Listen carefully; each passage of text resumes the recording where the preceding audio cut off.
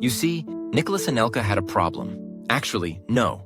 Nicholas Anelka was everybody's problem depending on who you asked. But maybe that's because nobody really wanted to understand him. At 17, he burst into Arsenal like he'd been waiting his whole life for that stage. He was fast, lethal, and ice-cold in front of goal. He wasn't just scoring.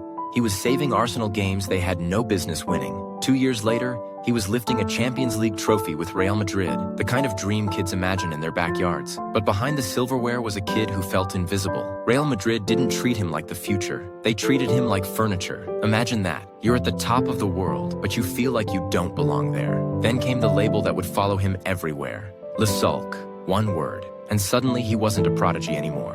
He was a problem. It's crazy how a nickname can erase your story. Football says it loves rebels, but only the ones it can package and sell. Cantona kicks a fan. Zlatan calls himself a lion. Brand deal. Anelka doesn't smile enough. He's a villain. His career became a world tour. PSG, Liverpool, City, Bolton, Chelsea.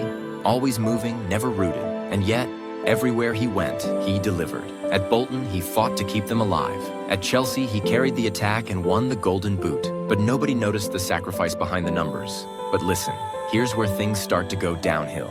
The 2010 World Cup came by. France was already burning, and Anelka became the match they blamed for the fire. He spoke his mind, got sent home, and the team collapsed. And somehow, it was all his fault, as if one man's refusal to fake a smile had sunk an entire nation.